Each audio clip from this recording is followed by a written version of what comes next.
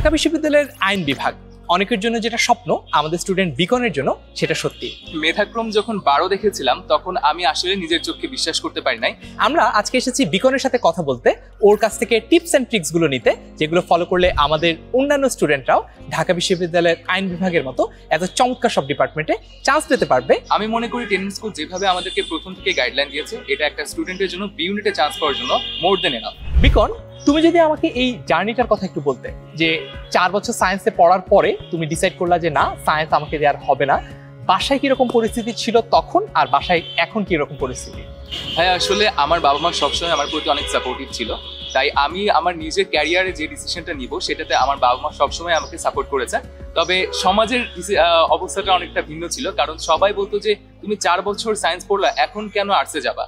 কারণ আমার অনেক আগে থেকে প্যাশন ছিল যে আমি আইন বিভাগে পড়াশোনা করব, এবং এটা এখন যেহেতু আইন বিভাগ পেয়েছি তাই এখনকার পরিবেশটা তখন থেকে সম্পূর্ণ ভিন্ন, এবং এখন সবাই অনেক সাপোর্ট করে এবং সবাই অনেক ভালো বলে যে হ্যাঁ, তুমি তোমার স্বপ্নের জায়গায় যেতে পেরেছো। মনে করো আমি একজন স্টুডেন্ট, আগামী বছর অ্যাডমিশন টেস্ট দিব ঢাকা বিশ্ববিদ্যালয়ের বি ইউনিটের জন্য, আমার কি করা উচিত? ফার্স্ট অফ অল, নিজের ক্যারিয়ারের যেই 5 বছর পরে নিজেকে কোথায় দেখতে চাই এটা সেট করে সেই অনুসারে যেই বিভাগে আমি পড়লে বা স্টুডেন্টটা পড়লে সে 5 বছর পরে সেখানে যাইতে পারবে সেটা আগে ডিসাইড করতে হবে, এবং সেই অনুসারে বি ইউনিটের প্রিপারেশনের জন্য আমাদের 10 মিনিট স্কুল সহ অন্যান্য যে কোনো প্ল্যাটফর্মের টিচাররা যারা আছেন তাদের সঠিক গাইডলাইনের মাধ্যমে যেন তারা প্রিপারেশনটাকে 100তে 100 করে নিতে পারে সেই পথে আগানো উচিত, এবং টিচারদের গাইডলাইন সহ মূল বই পড়া এবং সময়কে ভালোভাবে কাজে লাগানো, এই কয়েকটি কাজ করলে আশা করি ঢাকা ইউনিভার্সিটির বি ইউনিটে চান্স পাওয়া সম্ভব। তোমার কাছে কি মনে হয়, ঢাকা বিশ্ববিদ্যালয়ের বি ইউনিটে চান্স পাওয়া কি অনেক কঠিন কোনো ব্যাপার? ভাইয়া, কঠিন আসলে বলতে গেলে হ্যাঁ, কারণ আমাদের সিট অনেক কম। যেমন আমি বিজ্ঞান বিভাগ থেকে বি ইউনিটে পরীক্ষা দিয়েছি, আমাদের সিট ছিল মাত্র 944টা এবং পরীক্ষার্থী ছিল প্রায় 50,000-এর অধিক, এবং সব মিলিয়ে এবার বি ইউনিটে পরীক্ষার্থী ছিল প্রায় 1,18,000। তো অবশ্যই চান্স পাওয়া অনেক কষ্ট, কারণ প্রতিটা সিটের বিপরীতে দেখা গেছে প্রায় 78 থেকে 79 জন করে এই ভর্তি যুদ্ধে অংশগ্রহণ করেছে। তাই অর্থাৎ আমি যেন চান্স না পাই সেজন্য আরো প্রায় 100 জন মানুষ পড়াশোনা করছে যেন আমাকে তারা হারাতে পারে। তো অবশ্যই ওই 100 জনকে ডিফিট করার মতো পড়াশোনা আমাকে করতে হবে, তাছাড়া আমি ঢাকা বিশ্ববিদ্যালয়ে চান্স পাবো। আমি মনে করি টেনিস স্কুল যেভাবে আমাদেরকে প্রথম থেকে গাইডলাইন দিয়েছে, এটা একটা স্টুডেন্টের জন্য বি ইউনিটে চান্স পাওয়ার জন্য মোর দেন এনাফ। কারণ আমরা দেখেছি টেনিস স্কুলের এই কোর্সটাতে আমরা বি ইউনিট সহ জাহাঙ্গীরনগর বিশ্ববিদ্যালয়ের জন্য ম্যাথ, এছাড়া গুচ্ছের জন্য যেসব প্রয়োজনীয় সাবজেক্ট আছে সবই আমাদেরকে ক্লাস, এক্সাম সহ পিডিএফ আকারে লেকচার নোট প্রদান করে সব, অর্থাৎ আমাদের পরিপূর্ণ প্রস্তুতিটাকে টেনিস স্কুল গুছিয়ে দিয়েছিল।